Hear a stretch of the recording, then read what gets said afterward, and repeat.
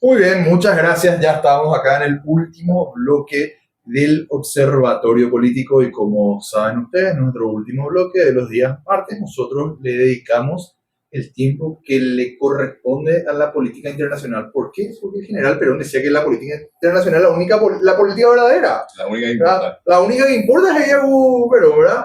Vamos a ver qué nos cuentan acá los muchachos. Y por supuesto, yo siempre cuento con la presencia, hoy no a mi izquierda, a mi derecha. No fuimos tanto a la izquierda que dimos la vuelta. Claro, no dimos tanto la teoría. ¿Cómo era la teoría de la herradura del caballo? Claro, en realidad no me moví de ahí para acá, sino que me moví Sí, por ese lado. Todo así cuestión de mismo. perspectiva. Del lado del observador, él está a la izquierda todavía. Está todavía la izquierda, tenés razón, tenés toda la razón. Percepción, así que, por supuesto, mi amigo Esteban Chelaño, como siempre, como nada, Chela. ¿Cómo te va, Ezequiel? Un saludo para vos, para la audiencia, para Jere que está acompañándonos hoy y para los muchachos que están ahí detrás de cámaras haciendo esto posible. Gracias, mi amigo. Y nuestro amigo personal, en su momento candidato a la Junta Departamental, hoy yo le presenté como licenciado Jeremías Lescano, que es un ciudadano, compatriota nuestro, residiendo en Colombia. Y mi amigo también, por supuesto. ¿Qué hace, Jere, querido? Bueno, muchísimas gracias, Ezequiel, Chera, por recibirme en su programa. Hoy vengo desde otra perspectiva, ya como conversador, sin ninguna atadura política ni tampoco como candidato. Así que eso también me da mayor libertad para dar un análisis más, desde mi punto de vista, objetivo. Gracias por tu visita, mi amigo, que viniste, está viniendo, Jere, pasando por la Semana Santa de Colombia, y se preguntarán por qué. Porque hay elecciones presidenciales en breve en Colombia, en mitad de mayo más o menos, si no me equivoco. Sí, a mediados de mayo, de la primera vuelta y luego la segunda vuelta para junio. Bueno, allá tenemos una diferencia con la política paraguaya. Acá Sí. no hay segunda vuelta, acá es de una. Allá tienen dos vueltas el famoso balotage que tanto se reclama por acá. Y también, bueno, para ir arrancando, para dar un poco de contexto, hace creo 4 semanas, fueron las elecciones legislativas que estuvimos siguiendo. Ganó el oficialismo en Colombia, Pacto Histórico, que es la fuerza de Gustavo Petro en este momento. Arrancar preguntando, porque realmente lo que sabemos nosotros, lo que podemos percibir a través de las noticias nomás, ¿es la primera vez que gana la izquierda así con esa fuerza en Colombia o es algo común? Bueno, para ponerle contexto también a la gente, nosotros en Colombia hay una división muy marcada en cuanto a las fuerzas políticas. Hoy están diseñadas, digamos, por la derecha, centro, izquierda y una supuestamente cuarta posición en eso que termina siendo una extrema derecha, ¿verdad? Hoy están como representantes disputando la candidatura presidencial Paloma Valencia por la derecha, que es la candidata del expresidente Manuel Uribe, Abelardo de las Prillas, que es el candidato de esta extrema derecha, que vendría a ser como un payo Cubas, digamos, en unos aspectos más, en cuanto a la catalización del enojo de la gente y más cosas, pero sí con un tinte y una imagen más apuntando a lo que es Nayib Bukele, más que nada por su aspecto físico y también su propuesta. Hay muchos que andan recurriendo. Sí, andan eso, mucho, sí. creo que es el caballito de batalla de muchos candidatos hoy, decir que van a ser el próximo Bukele y cosas así, pero creo que están muy lejos de llegar a esa posibilidad porque, bueno, después podremos hablar, pero creo que el régimen de acepción de Bukele es algo que no se repite Ya no se habla mucho con de mucha eso. facilidad, ¿verdad? Entonces, bueno, y por el lado de la izquierda tenemos al Pacto Histórico, que por primera vez participa como partido único, consolidándose como el partido más fuerte de toda Colombia, el partido hegemónico, pero, digamos, también mostrando el techo que tiene la izquierda, ¿verdad? Porque es todo lo que podría llegar hoy en día, por lo menos hasta primera vuelta. Luego, en segunda vuelta, se trata de negociar con los candidatos, que en este caso, por ejemplo, el candidato del centro es Roy Barreras, pero en las elecciones de medio tiempo que hubo hace 2 meses tuvo muy pocas elecciones, pero aún así le valió para, dentro de su línea, representar al centro, digamos, en las próximas elecciones. Entonces van a ser 5 representantes, 2 del centro, uno como más tinta ambientalista, 2 de derecha y un solo representante de izquierda, que es el Pacto Histórico. El Pacto Histórico tenía, bueno, pensemos en esto, las elecciones a medio tiempo fueron no solamente de las internas presidenciales, sino también de las del Parlamento, ¿verdad? Tanto de la Cámara Baja como la Cámara Alta, en donde la Cámara Alta, por ejemplo, son 150 miembros, de los cuales 25 hoy son de la izquierda. Entonces hay un porcentaje muy mayoritario que se reparte entre la derecha y el centro.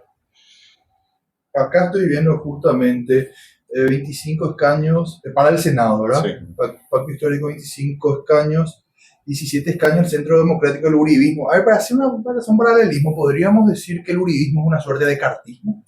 Sí, totalmente. O O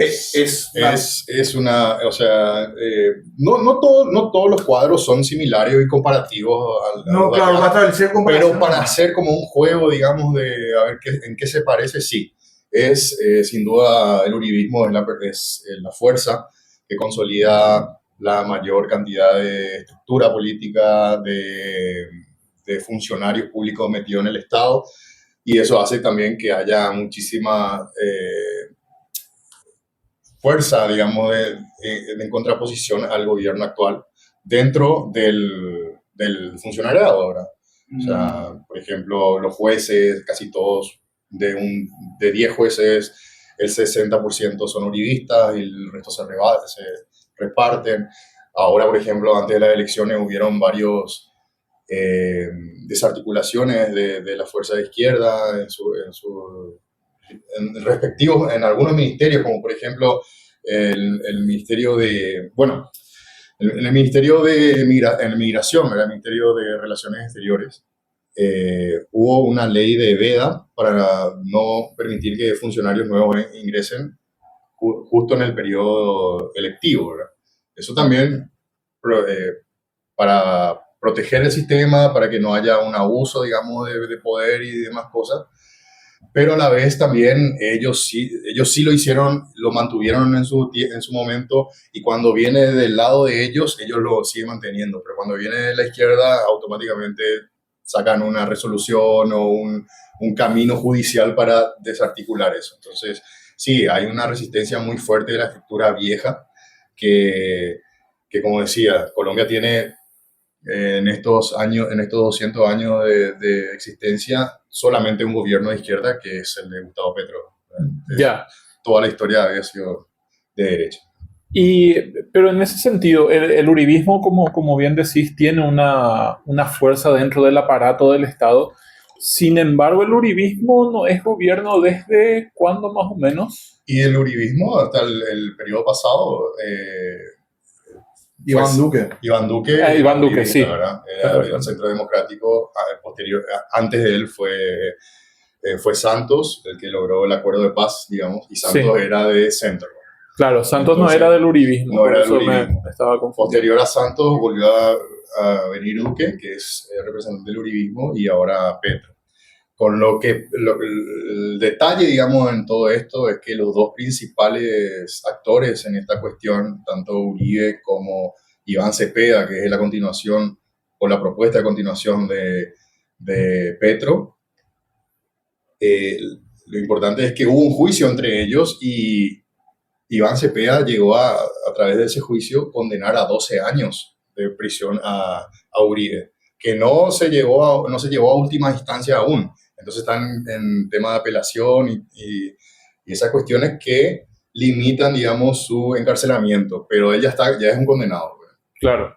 Entonces también eso alimenta muchísima esta carga, este campo de batalla, porque obviamente están hablando de dos antagonistas que, si bien hasta un año atrás era Petro, digamos, la máxima figura, hoy con Iván en la posibilidad de sucederle, obviamente que entra a encabezar esta disputa. Ya, y ese antagonismo, perdón Sí, un poquito, Ezequiel, ese antagonismo, si bien es cierto, el uribismo tenía una especie de hegemonía en general que iba cada tanto trastocándose por un periodo, después volvía. Se le puede identificar con uno de los polos claros de la política colombiana.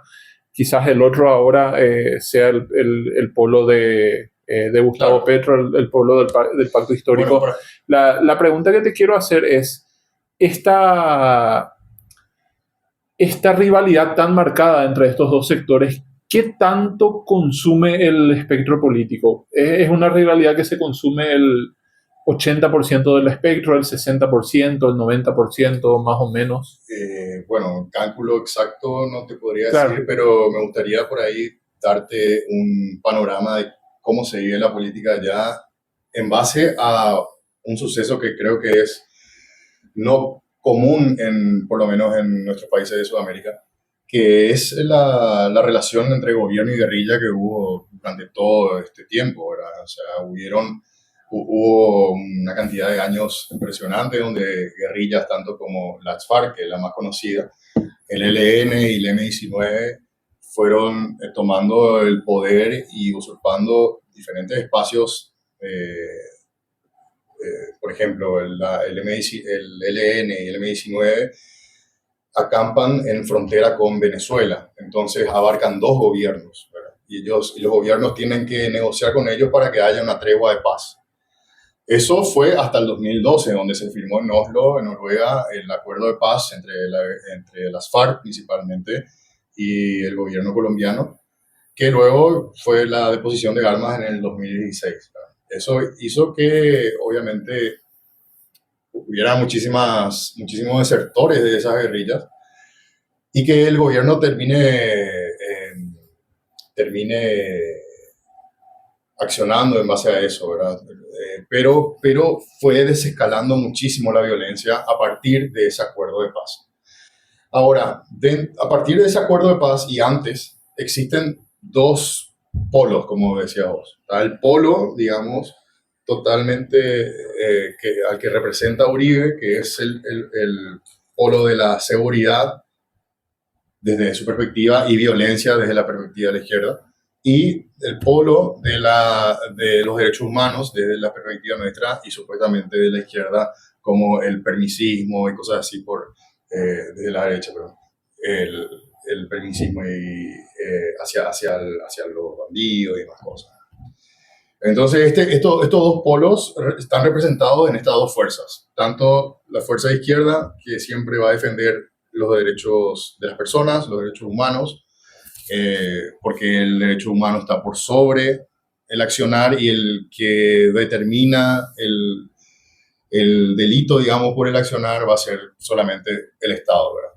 En cambio, el otro era una fuerza totalmente violenta que trató de imponer la seguridad sin medir, digamos, quiénes iban a recibir ese daño, porque no fue solamente la guerrilla. Hay algo en Colombia que se llama falsos positivos, y este es un tema canónico, digamos, en la historia colombiana, ¿verdad? Los falsos positivos no tiene nada que ver con la pandemia. Uno piensa falso positivo y piensa en los acusados enfermos y los conspiranoicos va a decir, no, sí, eso es la Agenda 2030, no, nada que ver. No tiene nada que ver con eso, tiene que ver con cuando en la época de Uribe, ellos habían determinado de que los soldados, como hubo también acá, creo, en Argentina fue así, a los soldados que mataban indios se los premiaba en su época. En este momento de la guerrilla, las guerrillas se escondían, por ejemplo, en las comunas, Comuna 13, comunas principales de Medellín, y ellos, entonces, el gobierno decía, si me traen la cabeza de un guerrillero, recibirán beneficios. Claro, premios, ascensos, todo eso. Entonces, ¿qué pasaba? Mataban a cualquier persona y le ponían disfraz de militar, De guerrillero. de Sí. guerrillero. Entonces iban y entregaban esto, ¿verdad? Como parte de pago. Y eso eran las madres de ellos, como terminaban siendo las abuelas de Mayo, de Plaza de Mayo, son las que hoy en día son las que están al pie de cañón protestando y reclamando por la vida de sus hijos que fueron justamente mal apuntados como guerrilleros, ¿verdad? Y a eso se le llaman falsos positivos, porque los positivos son los guerrilleros. Eh, pero también tengo entendido que los gobiernos de derecha siempre tuvieron sus paramilitares allá, tipo como fue la AAA en Argentina. Y te cuento una anécdota. Yo tenía un par de amigos colombianos que estuvieron viviendo acá unos 5 o 6 meses acá en Encarnación, ¿verdad? Estuvieron recorriendo toda América. Y yo me acuerdo que nunca me voy a olvidar que me dijo, ¿sabes que no sos colombiano si no tenés algún conocido o familiar muerto o que haya sufrido esa cuestión? Me dice, y me cuenta una situación donde él, así de chico, estaba con su mamá, creo que estaban desayunando, o algo así, justamente, no era Medellín, creo que Bogotá, para mí que era, que sienten, escuchan disparos, se tienen que tirar al suelo, y escuchan gritos en la casa de al lado, que parece que le dispararon a alguien, o mataron a alguien. Me quedó tan marcado, no sabía que tenía ese nivel de extensión. O sea, le llaman falsos positivos a los militares que mataban gente y le ponían un disfraz para ir a cobrar plata, entonces. No, los falsos positivos son los muertos. Los muertos, claro. Los muertos por eso. que morían como guerrilleros, Claro. siendo Sí. que no tenían Claro. nada que ver con ellos, ¿verdad? Entonces hay muchísima gente a que se le mataba justamente los paramilitares, que no son militares de oficio, son sicarios realmente, vestidos de militares y con la protección del Estado, que tomaban esto como una tarea de ellos, ¿verdad? Personal, y bueno, entraban a las comunas, que serían como una forma de describirlo, creo que serían parecido a las favelas, en donde obviamente ellos se escondían y terminaban haciendo pozos gigantes para meter los cuerpos ahí, ¿verdad? Entonces hay lugares en donde hasta hoy en día no se desentierran porque justamente las personas involucradas hacen todo lo posible para que esos cuerpos no se hallen. Y todo el mundo sabe dónde están esos cuerpos, ¿verdad? De hecho, uno va ahí como con guía turística y el guía te dice, mira, allá están los cuerpos de lo que dicen que son falsos positivos. Y inclusive, o sea, no hace falta que esa persona sea un uribista o antiuribista, o sea, saben todos que los cuerpos están ahí, pero es un secreto a voces, ¿verdad? Que no se permite liberar y que, bueno, la lucha está en eso justamente. También otra cuestión que nos interesa de Colombia, mi estimado, bueno, nosotros venimos acá haciendo con Chera esta cuestión de la sección de política internacional y hemos notado que Colombia siempre ha sido un centro, una base, si querés, muy importante para los Estados Unidos de Norteamérica, hasta el momento que gana Petro y de hecho todos sabemos, pasa tan rápido la presidencia de Trump que uno cree que Trump es presidente hace no sé cuánto y pasó ni un año y medio todavía pasó. Así que, pero creo que al final el año pasado le retiraron luego la visa a Petro. Petro, me acuerdo, tuvo un discurso fuerte en Nueva York. Creo que hasta las propias hijas de Petro están exiliadas en este momento, creo que no pueden entrar al país. O sea, esta cuestión, ¿cuál es el nivel de presencia norteamericana ahora? ¿Sabes por qué te pregunto esto, Jerez? Porque pasó eso en Colombia y acá, por ejemplo, se firmó un pacto secreto que después, bueno, se pasó por el Congreso, todos levantaron la mano, pito de flauta, ¿verdad? Y supuestamente es un movimiento ¿cómo era? ¿Movimiento de armamento, decía el acuerdo? ¿Qué permitía el acuerdo SOFA? Claro, ¿qué permitía? Permite movimiento de armamento. Movimiento de armamento, dice, pero en criollo, en castellano, eso es instalar bases militares. Claro. No, yo por lo menos tengo la especulación, no sé qué dice Cachera, no sé qué dirás vos, de que esos movimientos hacia Paraguay se hicieron en función a que se perdió ese espacio en Colombia. Puede ser, pero los yanquis perdieron ese espacio en Colombia. O sea, vos decís que en Paraguay solamente... No, Paraguay no. A ver, espera. No. Te voy a decir algo. La embajada yanqui más grande de Occidente está en Paraguay. Espera, tenemos que ponerle nombre a esta teoría en algún momento, Sí, pero bueno. es básicamente esto. Yo comparto eso con Ezequiel. Colombia siempre fue, de cierta manera, la base de operaciones de Estados Unidos en la región. Okay. Fue el lugar donde tuvo más presencia política y militar y que utilizó esa presencia política y militar en Colombia muy asentada para dirigir su influencia en la región. Nosotros tenemos la teoría de que esto con Petro o con la amenaza y lo que representa Petro para Estados Unidos, esto se fue desmantelando de a poco y el lugar donde vino a instalarse es Paraguay. Entonces Paraguay está pasando a ser eso que era Colombia previo a Petro en términos de los intereses norteamericanos en el país. Podría ser, la verdad, tendría que ahondar más en esa teoría, pero a mí me parece que los movimientos, tanto en Paraguay con Estados Unidos, o sea, de Estados Unidos en Paraguay, precedió ya ese momento, creo. Sí, sí. Entonces, un poco sí. Entonces, digamos, no sé si fue algo relevante la situación con Petro para que eso se dé, pero sin dudas, en Colombia se vivió con mucha incertidumbre la cuestión con Venezuela, ¿verdad? Porque hay una realidad ahí que, si bien nosotros, por ejemplo, decimos, si Argentina se enferma, estornuda, nosotros nos enfermamos, bueno, pasa lo mismo con ellos, ¿verdad? Si uno de los dos se enferma, el otro también. Y ellos comparten no solamente identidad, no solamente costumbre, no solamente economía, sino también hay una cuestión justamente sociopolítica en la que hoy Venezuela, o sea, ocurre cualquier cosa y hay 1 millón de venezolanos cruzando la frontera a Colombia. Entonces, claro, hay una migración masiva que cualquier cuestión que se trate de Venezuela se trata con mucha discreción, mucha sensibilidad. ¿A dónde digamos cuando? Con la presencia de los norteamericanos. Sí, y bueno, entonces cuando pasó eso, Petro es una persona que lastimosamente no tiene mucho criterio a veces a la hora de tuitear. Terminó provocando, digamos, una reunión que no tenía intención de hacer en su momento. Pero, como decías, Petro le sacaron su visa.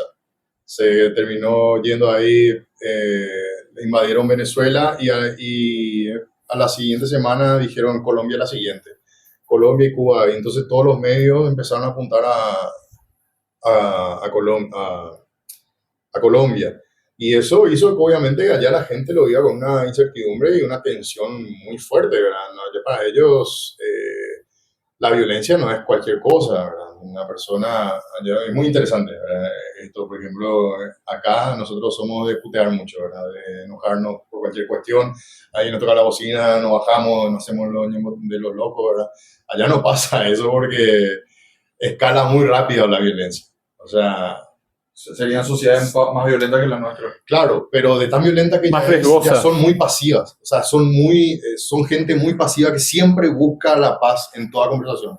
Pero si vos te haces loco, ¿entendés? Cualquier arma sacan y termina la discusión ahí. La pucha. O sea, puede escalar muy rápido la violencia. Por ese lado, entonces la gente sabe que un problema con Venezuela va a ser que cualquier presidente ahí sea también de loco, cualquier persona si quiera probar su fuerza y hacerse guapo, ¿verdad? Entonces fue bien visto que Petro no haya tomado ese camino y haya optado por la conversación. Tal punto fue que le hicieron su visa al toque y terminó yéndose a la misma Casa Blanca a tener una reunión con Trump. De esa conversación muy poco se sabe. Ahora, muchos creen que ahí Petro, por la paz de Colombia, terminó cediendo una cuestión que era una isla muy importante, dándole bases militares ahí, que no recuerdo ahora el nombre de la isla, pero una isla con muchas características similares a la isla de Galápagos, ¿verdad? Una isla Pacífico. Una isla con muchas reservas naturales, con animales en peligro de extinción muy importantes y cosas así, que supuestamente se le terminó cediendo eso como base militar a Estados Unidos. Hasta ahora no hay concreción al respecto, no hay algo ninguna resolución del gobierno, pero eso es lo que se estipula. Entonces, respondiendo a tu teoría, creo que si es mi teoría es acertada, no tendrían, Mucha correlación. claro, correlación, ¿verdad? Porque aún así, digamos, Petro sí se dio bases militares a Estados Unidos. Ah, mira, esa data no la tenía. Ya. Sí, eso es un tema del que no salió de Colombia, Sí, aparentemente. Que no, o sea, Eso es un tema que no. no se sabe Sí. mucho. Ahora, con respecto más a lo electoral y a la elección presidencial que se viene, parece haber una disputa muy pareja entre... se me olvidaron los nombres de los principales candidatos. Acá te doy. Mira, Cepeda, Iván Cepeda y Paloma Valencia. Valencia. Paloma Valencia. Acá tengo una Los encuesta. resultados de la encuesta. Acá tengo una encuesta, la última, justo hoy publicaron. Oye, 37,5 le da a Cepeda del Pacto Histórico, le da a Abelardo de la Espriela, 20,2, y a la senadora Paloma Valencia del Centro Democrático 19,9. O sea, entre las dos fuerzas derechas juntan 40% más o menos. Uh-huh. Se podría decir que ese restante, aparte de los 37,5 que acá dice que tiene Cepeda, ¿el resto podría ir directamente a la bolsa del oficialismo o es un poco más complejo? No, yo creo que es un poco más complejo que eso. La esperanza hoy del oficialismo es lograr lo que nunca se logró, que es ganar primera vuelta. ¿Verdad? Okay. Que es realmente un campo bastante complicado, primeramente porque, para los que no saben, la primera vuelta se define con el 50% de los votos. Hasta ahora nunca se logró. Petro fue el que logró la mayor cantidad de votos en primera vuelta con el 44%. Y hoy, 44%, hoy es la encuesta, bueno, pues, si viene una encuesta, no es un resultado electoral, Sí. es de 38%. O sea, pero con 11% de blanco también. 11% de votos Sí. blanco también, lo cual... lo cual te da esperanza. Sí. Pero aún así, yo creo que la cantidad de votos en blanco también estuvo presente en aquel momento. Hoy creo que la mayor disputa es quién va a ir en segunda vuelta con Iván, ¿verdad? Si va a ir Paloma Valencia o Abelardo de la Espriella, porque los dos están muy parejos en la opinión popular, pero la diferencia está en que dentro de ellos también tienen sus grandes diferencias, ¿verdad? Porque, por ejemplo, Paloma Valencia, si bien representa a la línea de derecha más tradicional y conservadora, tiene como su fórmula a vicepresidente a uno que se identifica como homosexual, teniendo su pareja. Entonces hay una línea ahí como que flirtean con el wokismo, digamos, en la derecha. Y por el otro lado tenés un discurso totalmente más militarístico, más fuerte, agresivo. Más cercano al uribismo clásico. Claro. Bueno, sí, al uribismo, al fundante, ¿verdad? Sí. Porque después Uribe se fue también haciendo un poco más soft en ese sentido. Y entonces va a estar dura esa pelea, ¿verdad?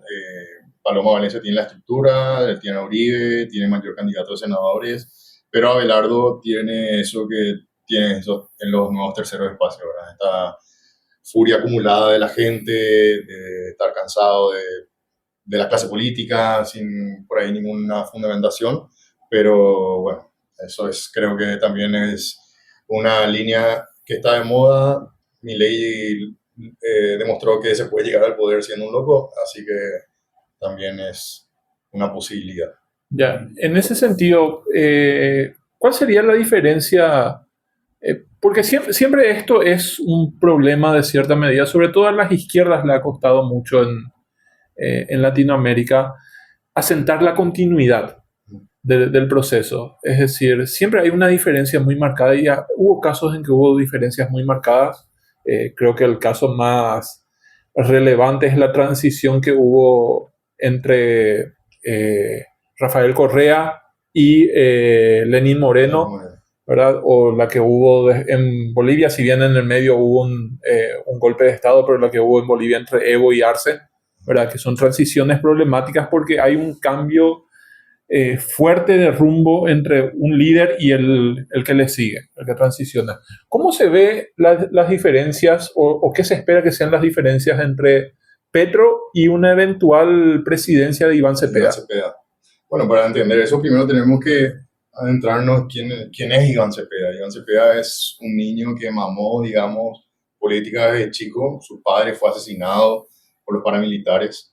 O sea, desde niño ya fue un tipo que estuvo llamado a esta cuestión, a militar desde sus entrañas, desde lo más profundo de su corazón.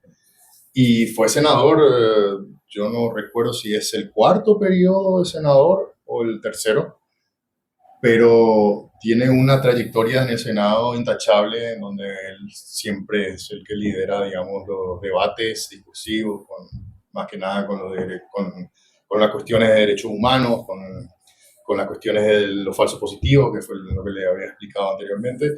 Y eso hizo que él esté en esa posición. Entonces, Petro también tenía una trayectoria muy importante en la política a la hora que llegó y tenía algo que por ahí no tiene Iván, que es una oratoria bastante envidiable, con una tranquilidad y una profundidad, en pocas palabras, que te puedes gozar. En cambio, Iván es un poco más técnico, un tipo que lee su discurso, tipo que es mucho más académico, pero que tiene, por ahí le falta ese carisma que tiene Petro. Eso por ambos lados.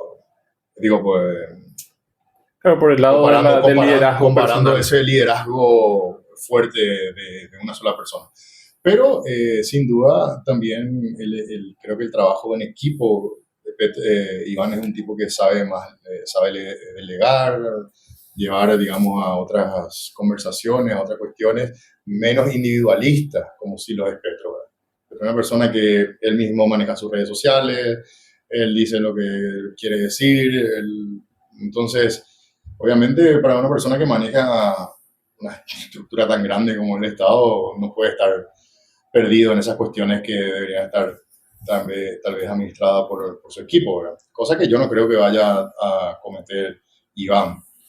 Pero también, sin duda, la militancia, las bases, se fueron apagando y peleando y discutiendo también por cuestiones sectarias, ¿verdad? De problemas de egos, problemas de no encontrar su puesto en las políticas. O sea, siempre termina habiendo rupturas en ese ámbito en cuanto al liderazgo, pero aún así, digamos, la esperanza que se respira o lo que se respira, digamos, allá cuando uno conversa tal vez con un taxista o con un colectivero o con una persona de a pie, es que está muy parejo, ¿verdad? Es que algo que tampoco lo vivieron como algo, por ejemplo, el de derecha te habla de Petro como, al principio sí, ese asesino, qué sé yo, que era ex guerrillero.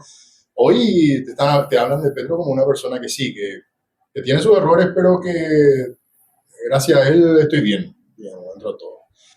Entonces, eso por el lado de la izquierda, de la derecha, perdón, por la derecha, la izquierda sí que sigue totalmente enamorada de él. Entonces, yo creo que fuerza electoral no se perdió, no perdió el oficialismo y tiene todo para ganar, ¿verdad? Tiene todo para adquirir más fuerza electoral. Pero también hay que decir que la derecha está bien estructurada y que tiene para segunda vuelta todo también para ganar. Así que está bien disputada la cuestión. No nos animamos a dar pronósticos. Justo te iba a preguntar, justo para el titular, ¿quién va a ganar según Jerez? No, es un pronóstico difícil. Es un pronóstico muy difícil. No, y por sobre todo, uno viendo las encuestas, ve que está peleada la cuestión, no hay... Sí, porque uno ve así a corto rasgo la encuesta y lo primero que dice, gana el oficialismo. Claro. con la lógica nuestra, gana el oficialismo. Con la lógica de Paraguay, de Paraguay gana el Claro, oficialismo. pero la segunda vuelta existe. Pero la segunda vuelta es lo que para la Argentina es el balotaje, ¿verdad? Sí, Que sí. ellos por lo menos tienen el 40% más 40 en Argentina es 40% y 10 de diferencia. y 10 puntos de diferencia. 10 puntos de diferencia. En Colombia es directamente la mitad más uno. Claro. No, claro, en Sí. Colombia es el 50%. La mitad más uno, claro. Entonces, claro, en un escenario de Paraguay uno diría que Cepeda Es presidente. es presidente. Virtualmente, sí. Claro, Pero, Claro. claro. Ahora, el otro tema es, como vos dijiste, hubo una pacificación de cierta manera, según vos contaste, en términos del conflicto armado en Colombia. Y es notorio esto, o sea, es relevante esto, creo yo, en las ansias del uribismo, porque el uribismo ha hecho mucho brazo en el conflicto armado. El uribismo ha usado el conflicto armado políticamente para imponerse y para construir su relato, ¿verdad? Ahora que el conflicto armado está más apaciguado, ¿cómo juega el uribismo ahí?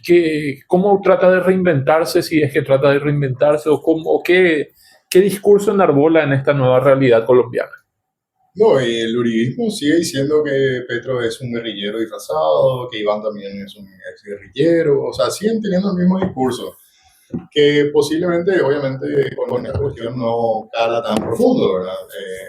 Pero aún así siguen utilizando el mecanismo de las fake news de una forma impresionante. Hace poco justamente Paloma Valencia en una de las meeting políticos que tuvieron antes de las elecciones primarias, se había quedado su micrófono abierto y le había dicho a Uribe, así como que ya le mandé a los, tenían un nombre, que sería como los operadores mediáticos, los operadores políticos de las redes Influencers de redes. los influencers de redes.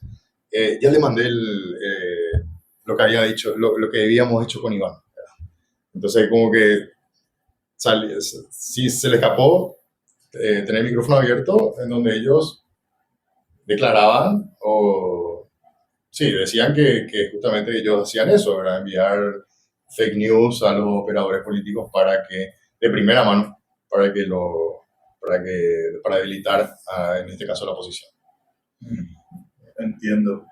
Estoy viendo acá 30 de mayo, entonces las elecciones. 31. 31, perdón, 31 tenemos, son 31 de mayo. Qué distinto del Déjeme- panorama, qué distinto el panorama, porque allá no se preocupan por cerrar acuerdos y lanzar una candidatura única, por ejemplo, al tener el balotaje. Me imagino que tener ese tipo de elecciones y también tener las legislativas por separada, opera de manera distinta a la dinámica política con respecto a la nuestra. Sí, no, por supuesto, allá por más, por ejemplo, los del centro tienen un promedio muy bajo de votos, ¿verdad? Pero aún así ellos van a tratar de tener la mayor cantidad posible en primera vuelta para que en segunda vuelta sigan siendo importantes. Porque aún así pueden tener 500.000 votos, que para acá es muchísimo. para ¿Cuántos allá no es. lectores hay allá? Y allá, por ejemplo, para que uno gane en primera vuelta, no, en segunda vuelta más o menos con 10 millones. de 10 votos. millones de votos. Sí, solo en Bogotá hay 10 millones de personas. ¿Verdad? Sí. ¿Cuánto tiene Colombia entonces? Y Colombia tiene 60.000, si no estoy... No, 60 millones. 60 millones, eso, 60 millones, si no Vale. estoy equivocado. Si estoy equivocado, Mucho. que me manden para confirmar. Pero, Sí, es un Eh, país mucho más densamente poblado que Paraguay. Mira, pues, Sí. no lo tenía Tiene tan- muchas ciudades grandes, muchas zonas No, sí. importantes, sí. Es un de país hecho, mucho más grande. Bogotá tiene la misma cantidad, o sea, duplica casi la cantidad de habitantes de Paraguay. ¿No? Ah, la Sí, sí. Solamente eso. gigantesco. Y, por ejemplo, cuando fue lo de Iván, que fue las elecciones primarias contra Carolina Corcho, que hoy encabeza la lista de Senado, él había tenido 1.500 votos, no, sí, 1.500 votos y ella como 800, dando unos 2 millones, perdón, no 1.500, 2 millones, 2 millones y medio de votos en total hubo en esa elección. Entonces, uno dice, con 2 millones de votos, acá en Paraguay No, Ya son dos veces electo. Claro. 2 millones de votos. Dos veces electo acá. No, 2 millones de votos tenés mayoría absoluta. No, 2 millones de votos. No, es dictadura, son dictadura. Y eso es fue solamente la elección de un partido. Porque es la elección del partido del Pacto Histórico. Paloma Valencia tuvo casi 3 millones de votos en su interna. Y Abelardo no fue a internas, él se candidata por sobre las internas porque no es parte, digamos, del centro democrático, que es el partido al que fue a la interna. Claro, entonces para trazar nomás paralelismo, ¿verdad? Estamos hablando de una izquierda, del uribismo, que podríamos trazarle como un cartismo, voy a ponerlo acá en paraguayo, y estamos hablando de este señor Abelardo, que representaría más o menos la línea de Payo, estos outsiders de derecha que aparecieron en el continente en los últimos 5 años, Sí. más o menos así, ¿verdad? Más o menos así. Claro, teniendo Y en el cuenta. Pacto Histórico sería como Frente Guazú, pero Pero es Gigante. una concertación o partido. no, fue una concertación en su inicio, hoy es un partido. Que- Mira, pues dieron el Sí. salto a partido, entonces. Claro, que tenés que saber también que Colombia tiene una tradición de izquierda mucho más importante que Paraguay. Por eso tenés una fuerza de izquierda gobernando, ¿verdad? Por más de que sea la primera vez que gobierna una fuerza de izquierda en Colombia, Colombia tiene una tradición mucho más asentada Sí, eso sí, totalmente. con su izquierda. Por eso también tenés los números que maneja el conflicto armado en Colombia, que son cientos de miles de personas muertas en el conflicto armado. Se debe a que hay una polarización social mucho más importante que en otros lugares. Mira, un poco desconocida, para ir lejos de la parte política, porque le quiero hacer una pregunta en materia de experiencia de Paraguay y Colombia. El pacto histórico tiene una estructura fuerte, o decir, tiene un voto duro gigantesco, digamos, en el Partido Colorado, o es un voto más volátil, ¿cómo se No, configura? el Pacto Histórico tiene voto muy duro. Creo que la izquierda, sin duda, ya es la más formada ideológicamente. Y hay una fidelidad en cuanto a los principios que se defienden. Pero como te digo, todo eso se puede disolver y desaparecer en una segunda vuelta, ¿verdad? Porque a pesar de que haya muchísima gente con una educación así, sigue siendo la mayoría la no educada. Entiendo. Yo no quiero desaprovechar la oportunidad que le tenemos a Jere acá. No, mira, hay una cuestión. ¿Qué es? Somos paraguayos, somos colombianos. Pero claro, eso se acaba de preguntar. Yo tengo entendido y acá quiero un poco verificar. No, nada que ver. Acá siempre se dijo, o sea, que vos te vas como paraguayo a Colombia y prácticamente jugás de local porque por el hecho de la guerra, que uno va y entra como su país. ¿Cómo opera eso en el día a día? Bueno, vamos a tratar de montar Acá, El mito. el mito. El mito dice lo siguiente. El mito dice que supuestamente, según el decreto presidencial, a nosotros nos dieron potestad de ser colombianos por el hecho de haber peleado la guerra y ellos como supuestamente con fraternidad hicieron ese acuerdo. Pero lo que dice el decreto presidencial textualmente es, si Paraguay dejara de existir, cualquier paraguayo que pisara Colombia sería paraguayo. Sería colombiano, perdón.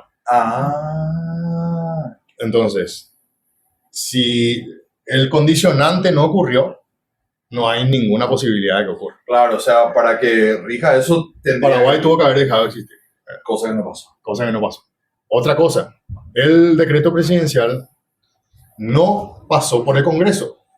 O sea, fue un simple mero decreto presidencial que firmó el presidente en aquel entonces, pero que no pasó por el Congreso, o sea, que no tiene una validez de ley.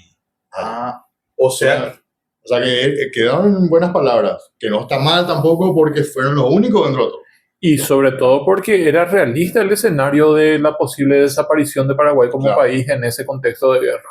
Claro, O sea, después no se dio por las circunstancias geopolíticas de la época, pero era algo que estaba dentro de las posibilidades que ocurra.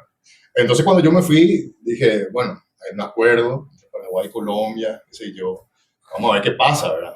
Pero vos llegaste a Colombia diciendo, acá juego local. No tan O así, ya pero, averiguaste, pero dije, bueno, yo creo que quizá era tan difícil, ¿verdad?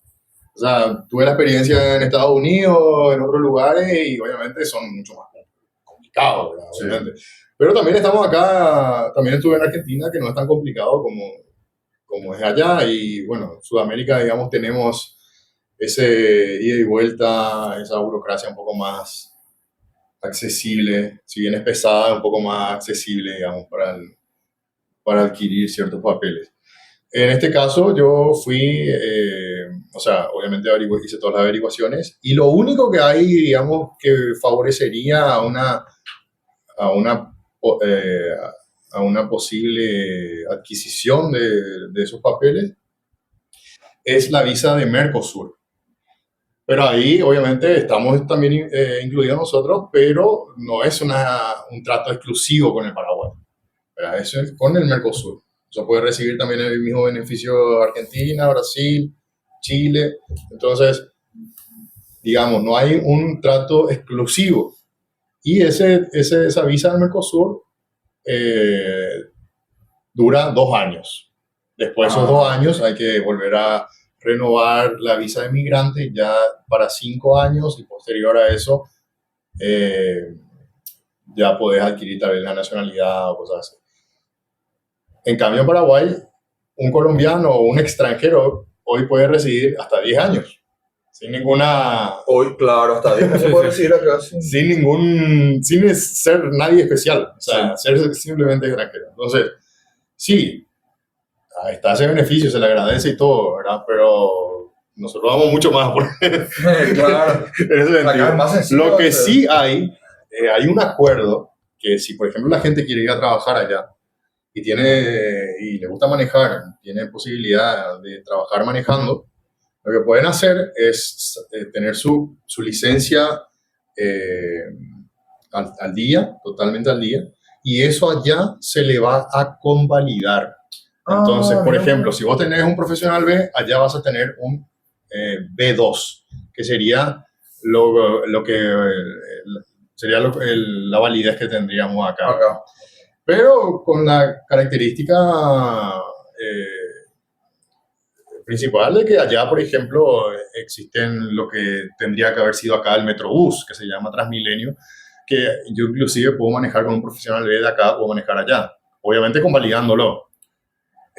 Y esa convalidación, ese acuerdo que hay entre Paraguay y Colombia está desde el 2013, pero nunca fue ejecutado. O sea, nunca fue ejecutado ni por un colombiano acá en Paraguay, ni por un paraguayo allá en Colombia. Pero existe la burocracia para hacerlo. Sí. Hasta que hoy, pero joder, soy el primero. Soy el primero. Soy el primero.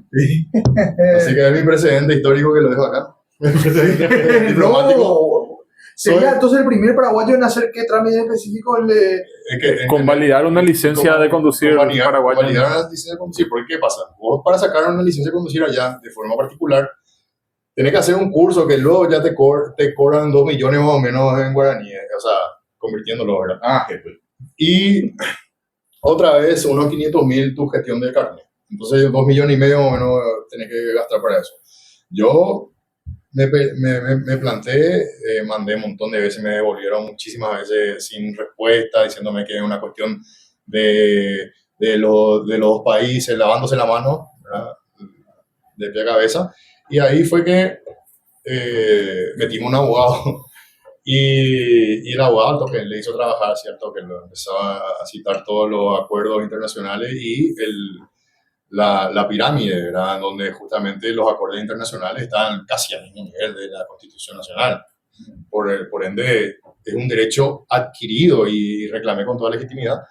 Y bueno, me terminaron dando, ¿verdad? Así que fue espectacular. Impresionante. Y me fui a la embajada paraguaya, le puse en la cara, le dije, mira, ustedes inútiles, no hicieron nada, porque yo me fui a decirle a ellos y se habían lavado las manos. Entonces, hoy en día sí hay posibilidad de hacerlo. Y cualquier paraguayo que vaya allá ya tiene un precedente de que eso ya se cumplió y eso ya puede ser ejecutado, ¿verdad? La jurisprudencia de ese caso ya dio validez para que eso se ejecute. Chao, mira, vos, nunca pensé que nuestro amigo que era el Lescano iba a ser el primero que siente jurisprudencia para los paraguayos en Colombia. Nunca. No, estoy fascinado. No sé si le quiero preguntar algo más. Chera, yo para cerrar más de mi parte. ¿Qué tal la comunidad paraguaya? Ya hay muchos compatriotas nuestros. ¿Qué onda con eso? Y allá tenemos un grupo más o menos de 50 personas, o sea, un grupo de WhatsApp, ¿verdad? Sí. Obviamente que hay muchísimos otros que no están ahí. En Colombia solemos juntarnos, ahora seguramente para Semana Santa se van a juntar los muchachos. Ya el año pasado yo le hice chipa a la comunidad. Tenía una pizzería yo allá también. Así que aprovechamos para juntarnos. La idea también es el partido mundial ahí entre los perros. Sí, me imagino. Así que no, estamos ahí activos siempre, buena onda, todo. Espectaculares son los paraguayos ya, ¿no? Trabajan de diferentes cosas, muchos son comerciantes. Por ejemplo, el paraguayo en Argentina se le conoce por ser albañil, ¿verdad? En Colombia hacen de todo, están en educación, están en ámbito de choferes, también hay gente en obra, obviamente, pero sí hay una comunidad bastante diversificada. Origen social en términos de socioeconómico. Los estratos sociales de los paraguayos, bueno, hay de todo, obviamente. Hay estratos altos, medio, y también hay gente que, como por ejemplo para compatriotas, a mí me pasó que cuando viví en Argentina, vivía por ejemplo en la Villa Palito y ahí teníamos un barrio entero así de paraguayos y el 50% no hablaba español, hablaba guaraní solamente, ¿verdad? Y eran paraguayos de Paraguay profundo, ¿verdad? Inclusive yo siendo de Encarnación, que acá casi no hablamos guaraní, yo aprendí mucho más guaraní estando en Buenos Aires que acá. Y no lo digo con orgullo, lo digo digamos, para demostrar que sí. Y bueno, en Colombia también hay hay una cantidad de personas con esa situación, ¿verdad? Pero es en mucho menor cantidad que como que lo que pasa en Argentina o ya pasa en Brasil. Bueno, espectacular. Mi amigo, qué gusto tenerte de vuelta por acá. ¿Hasta cuándo, amigo, te quedas? Esta es la pregunta que yo te tengo que hacer siempre. Yo te pregunto nomás ya al aire, ya que estamos. ¿Hasta cuándo te quedas? Unos días más nomás. No, era el escándalo. No, hay que volver. Tenés que. No, sí, vamos a volver. Pero Hay que trabajar, hay que trabajar. Hay que trabajar por la real integración latinoamericana y tener algún. Bueno, justamente eso quería decir también. El propósito por el haberme ido también creo que pesó el hecho de haber vivido acá de primera mano, ser candidato sin ningún apoyo, sin visión internacional, con mucho menosprecio tal vez de muchos sectores. Entonces creo que necesitamos expandirnos hacia todas las áreas y hacia todo el mundo. Creo que cuanto más seamos en todas partes, más fuerza tendremos en los lugares regionales también. Concuerdo. Entonces, siempre vamos a estar disponibles para trabajar para Encarnación, para meter proyectos, para traer ideas, para traer capacitación, y todo eso, ¿verdad? Pero lo vamos a hacer desde el lugar donde lo tengamos que hacer. Hoy en día me toca allá. Tuve la posibilidad de poder encontrar este espacio donde hoy en día estoy trabajando de la primera línea, digamos, para la candidatura de Iván Cepeda. Entonces, eso también hace que tenga una experiencia que sería importante después, el día de mañana, volcarlo, ya sea acá o en Asunción o cualquier parte del país. Vamos a esperar eso, mi amigo. Será muy importante contar con esos conocimientos también más viniendo de un país hermano como Colombia, que sabemos todos sus sufrimientos, sus tragedias, así como las tenemos nosotros y principalmente, ya que la izquierda es la principal fuerza ya en este momento. Así que, mi amigo, nosotros seguimos fuera del aire. Así mismo. Así mismo seguimos fuera del aire, así que, bueno, nosotros nos vamos pidiendo el Observatorio Político. Tuvimos acá a Jere Lescano, ¿verdad? Jere, amigo acá de la casa, amigo mío, Chera. En su momento fue candidato también a la Junta Departamental y hoy viene un poco a contarnos la situación política en Colombia, su experiencia trabajando en política en Colombia, ¿verdad?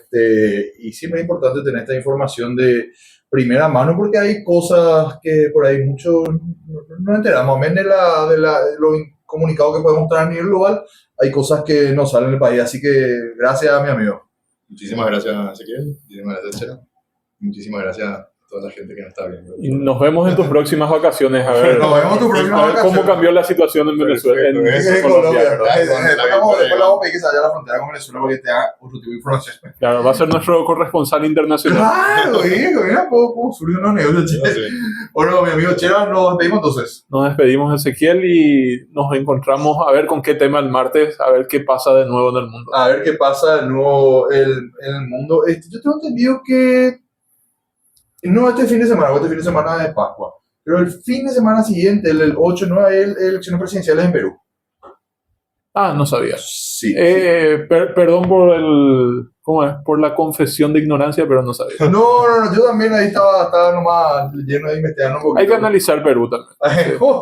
Pero, Sí, este cuerpito acá se opuso a las listas de bloqueadas en su momento, era por la situación peruana, pero vamos a ampliar en otro momento. Esto fue el Observatorio Político, muchísimas gracias por estar prendidos. El programa está siendo presentado por el grupo Idicom para sus camionetas MG y Maxus. Por ahí, Jere Lescano vuelve manejando en una Maxus hasta Colombia, ¿verdad? Llegará en un par de días, pero puede volver manejando tranquilamente con su Maxus. Así que nosotros nos vamos despidiendo, sigan prendidos a la programación del 89.7 FM Radio Paraná y nos siguen en todas nuestras plataformas como Paraná Medios. Hasta la próxima.